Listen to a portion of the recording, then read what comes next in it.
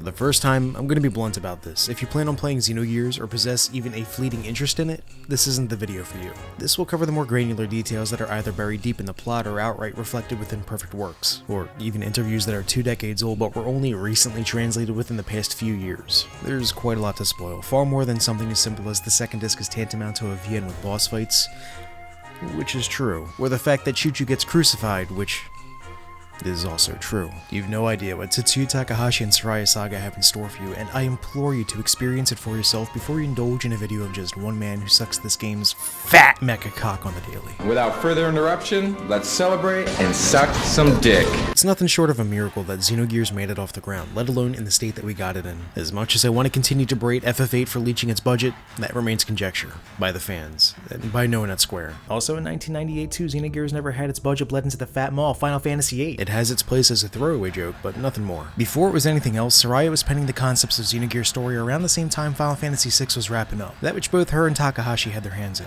The following year, the two of them would get married, now with two minds working on what started as Soraya's project alone. By the time they saw through their previous commitments, Romancing Saga 3, Front Mission, and Chrono Trigger, they would finally have something to present that was, at first, going to be Final Fantasy VII. It was laden with their common interests, tackling themes of Abrahamic mysticism, broad Gnosticism, Nietzsche's spin on the philosophy of eternal return, classism, racism, cannibalism, sexuality, sexual abuse, drugs, shadow governments.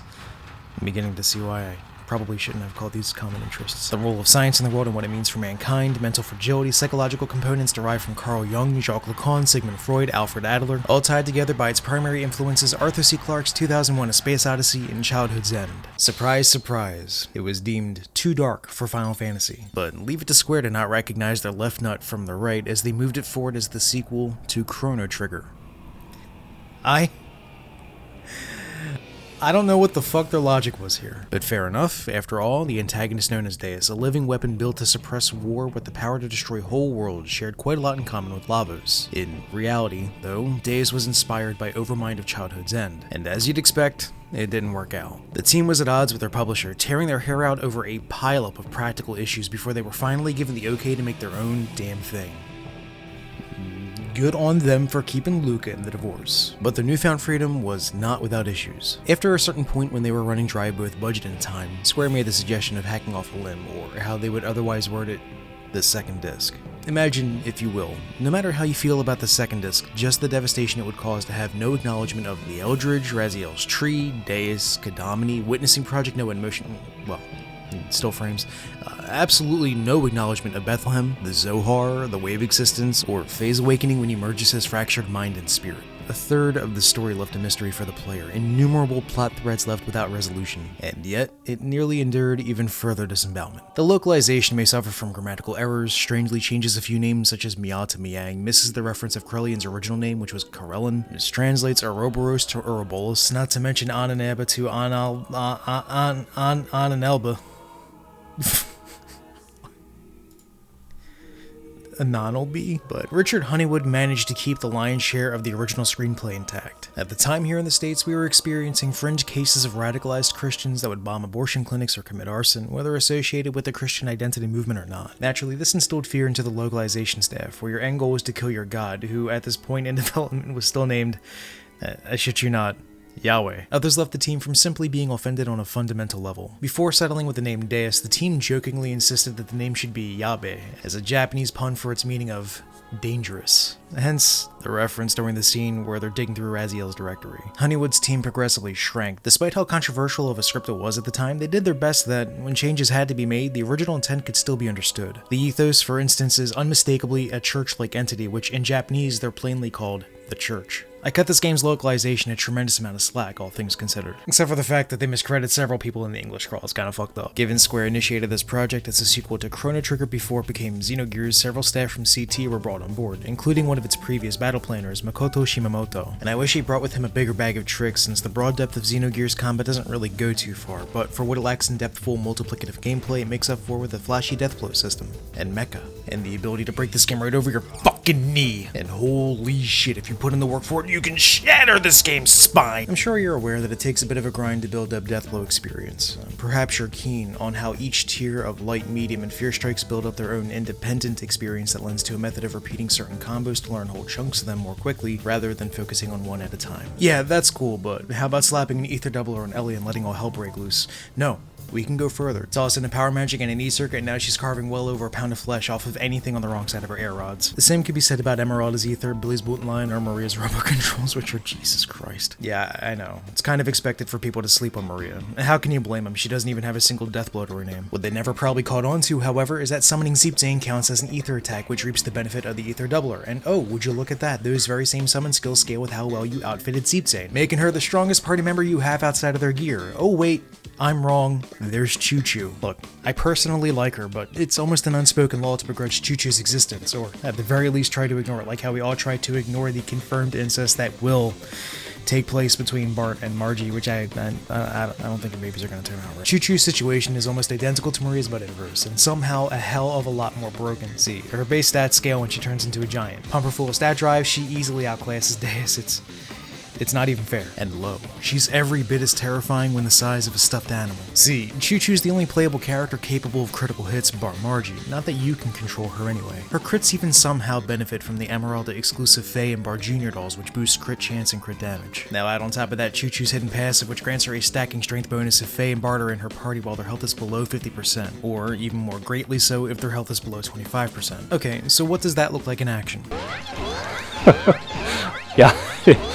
Disgusting. Don't get me wrong, Deathblow-centric characters aren't trash or anything. They scale at a reasonable, almost uncharacteristically balanced pace, and on the rare occasion that you bank AP and cash out on it, it's easily some of the most visually satisfying decision-making to behold. Also, let's face it, Shaitan going full, I vowed to never kill again.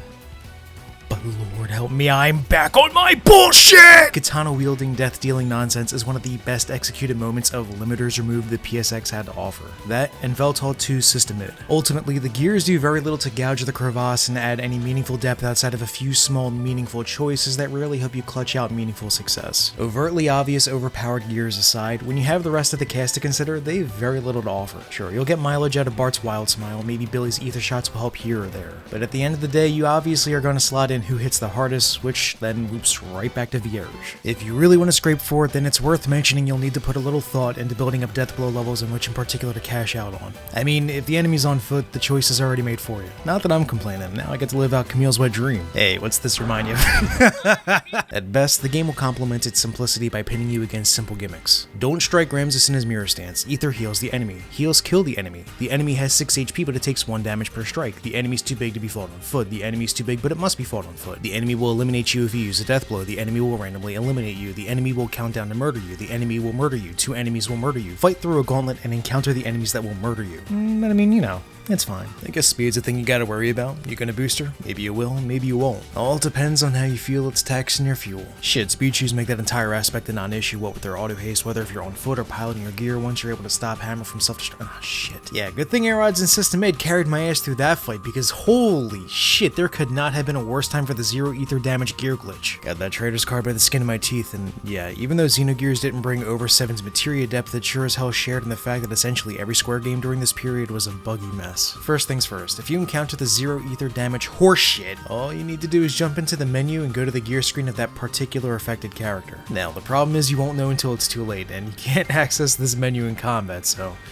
if it gets you killed, at least you'll know for next time. Oh, but that's not even the end of it. Yin raises your attack power, but it doesn't lower your defense, so abuse it. Wearing an evasion ring cancels out Wild Smile, letting the enemy hit you nearly all the time. Billy's elemental ammo doesn't actually work, so Square 1 will always be wind damage and Square 2 will always be fire. Swordless Heimdall has a 0% chance of entering hyper mode. This game's held together by tape, and that tape is the excellent screenplay that was, as you guessed it, also miscredited. Masato Kato is attributed for writing the script, though he only wrote for the Sages, much like how Tanegashima wrote for Emeralda, the Yggdrasil's crew, and the Elements. In reality, Kato was in charge of event planning. His task was no easy feat. He was in charge of performance and staging for the in-game cutscenes and dialogue, a job I'd say he has plenty to be proud of in its own right.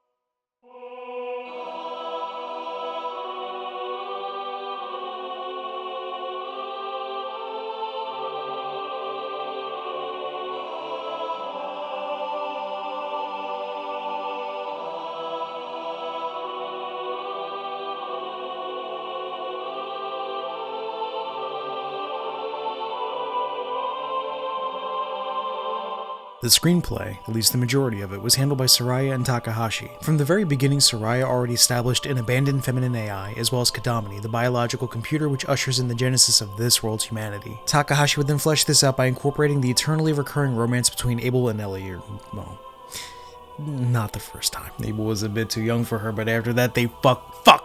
It's another classic tale of boy saves village by wiping it clear off the map. Boy kills loved ones, boy gets exiled, then boy meets girl at gunpoint. Girl then proceeds to project self-loathing onto boy. Girl walks off to reflect on her misery. Then a horribly animated T-Rex walks on the stage, and boy beats the shit out of it. It's easy to take comfort in the long string of lighthearted and uplifting events riding the undercurrent of sinister intent, carried by both the supporting cast and the fact that this world's alive, it has shit to do. Ave is living under a coup regime they never asked for, Nissan's organizing a rebellion to Shakan, Kislev is still reeling back from riots that took place years ago spurred on by racist propaganda by the Ethos, the Akuvi region lacks any proper organization aside from the themes, and even they have their own issues, and in the middle of it all we have a spiritually and emotionally battered, mentally unstable amnesiac being torn at each limb between international politics, his own fundamental principles, and a conspiracy beyond the scope of man. None of this was any easier for Ellie. Reject in the eyes of her own social class, military lab rat, God knows how much she's bled for the very people who are at odds with her principles, let alone her metaphysical instincts. 10,000 years of recurring tragedy would ultimately shape their souls and turn them into the people that we know today. While this is largely a product of the Miang factor and the wave existence, it all started with the Zohar. It always starts with the Zohar. Pokey, what the hell is the Zohar? Within our lifetime, a bizarre magnetic monolith that originates from a higher dimension is discovered in the Earth's stratum. We don't know what it is, where it came from, or how old it is, but that doesn't stop us from debating it.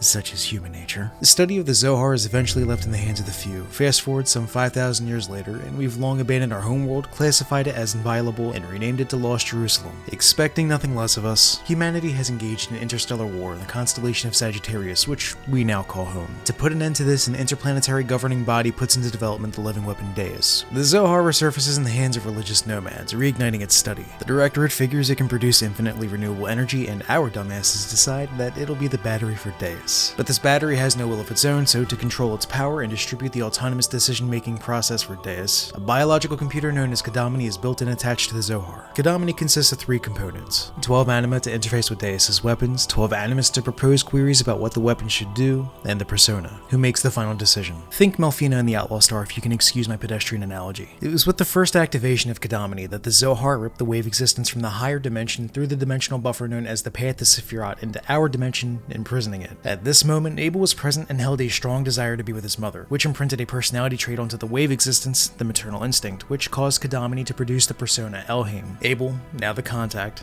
is destined to free the wave existence. One test later, Deus goes berserk, causing innumerable deaths in NGC 6744 Mictum 04 Beta, both on a planet in the middle of terraforming, as well as the military forces who were sent out to stop it. The massacre is put to an end, Deus is disassembled, and along with the survivors, all of its components are loaded onto the Eldridge, which the military has assumed control of. And it's here where we reach the intro of the game. Deus and Kodamini reawaken from suspended animation, the Raziel terminal is hacked into where it attempts to force open a wormhole to Lost Jerusalem. Concurrently, Deus forces Elhaim into Exxon replacement, changing her into Miang. After all, Deus needs absolute compliance from the persona, which he'll never get out of one with human traits. Miang, however, is devoid of humanity. She may at times display sadistic tendencies, even concern, but it's simply a means of manipulation in the best interest of Deus. In her own words, I'm just programmed to act this way. Deus retaliates against the Eldridge. Captain Inoue objects, opts for self-destruction, forcing the 3 main segments of the ship into the nearby planet's gravity well. For the most part, everything lands softly thanks to their independent navigational ability, hence their relatively preserved state and the fact that Abel didn't arrive as a stain on the side of Babel. System Hawa activates, Miang initiates the genesis of humanity. Cain first to lead mankind, then she molds the 12 animus into the Gazelle Ministry. If you ever wondered why they speak in queries and solutions, well, it's because they were built from that specific portion of Kodamini's biological circuitry. The original Miang then sheds an independent Miang and Ellie from her body before stepping back into Kodamini as her final resting place. Cain and the Gazelle Ministry begin to mold more humans in their image using Kodamini as a molecular plant, with the goal of using this new humanity as biological components to restore Deus. From here onward, each female is born with a latent gene that allows Miang to awaken within them, this being the aforementioned Miang factor, enabling her to shepherd humanity. She's the complement to Ellie's antitype, cementing the two of them as crucial components for the day Deus is ready to be reawoken. Likewise, the contact also needs the antitype to be alive alive for the day that he faces the Zohar in order to undergo the proper awakening to gain the necessary power to free the way of existence. She let Cain feel his first pangs of guilt as she coldly watched him kill Abel and Ellie. She then led hostile soldiers to gun down an infertile Ellie who died protecting Kim and their surrogate daughter, after which Kim starved to death in front of said surrogate daughter while Miang orchestrated a nuclear holocaust to weed out the genetically damaged, then manipulated an emotionally tender Lacan to seek out the Zohar, knowing it would incur a corrupted awakening due to Ellie dying beforehand, also that the newly formed Graph could wipe out over 90% of the human population to confirm a fleeting hypothesis that humanity's newfound ether magic phenomenon could outmatch Deus's old weapon systems. Am I getting the point across that Miang kinda spiritually fucked them up? Lacan's corruption plays a vital role in how it left the next contact with a fragile disposition to schizophrenia. For a man who suffers from dissociative identity disorder, perhaps it's a little tasteless that I feel the most punctual way to sum up Faye in one word is fractured. On the surface, you get a man who acts before he thinks, endlessly loyal, capable of love and hate, and struggles with manic depression. Or the fake, as it so resentfully refers to him. His fractured psyche was a pent-up response to the habitual abuse he suffered when Miang awoke within his mother, eventually culminating in her own death. She battered him, subjected him to bizarre experiments to awaken the contact's power, and in coming to his father, he just brushed it off as his wild imagination. The day which Graph arrived to take the reincarnated contact for himself was the day his power finally awoke, and it was then that his mother reclaimed her own consciousness to protect her child when his ether misfired.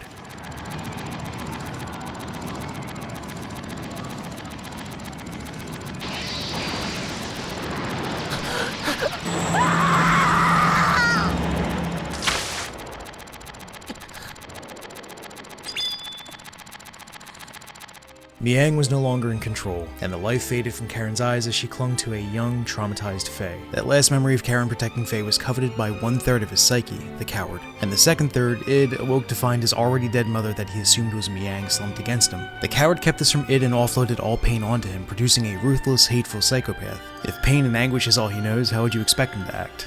In kind. His bloodthirsty nature and his acts of wanton destruction are the only ways he knows how to connect with people.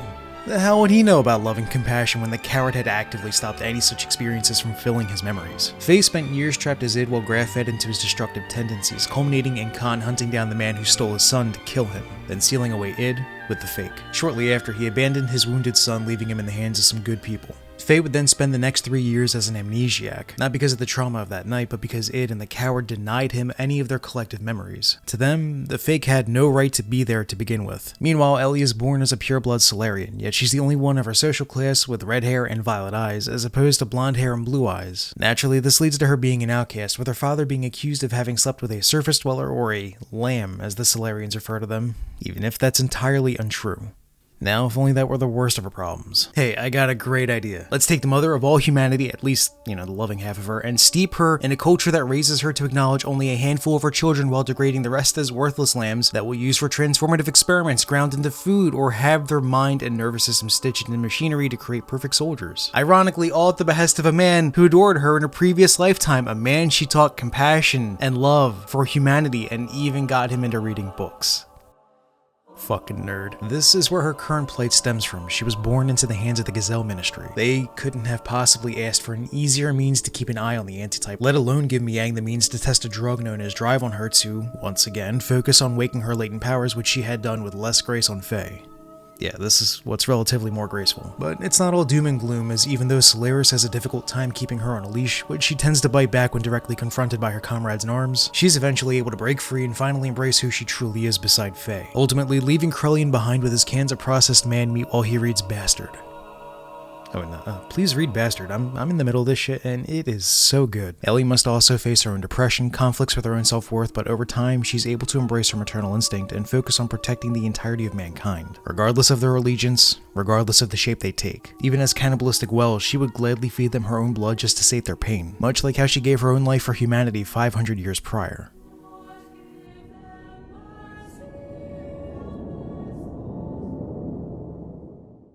Before I let this carry on for too long, I'm going to cut this video in half as to not force you to sit through a single 40 or so minute video. I saw it come in the moment that I realized this went on for 19 pages. Anyway, I hope you've been enjoying it so far. You can catch me on Twitter. See you around for part 2.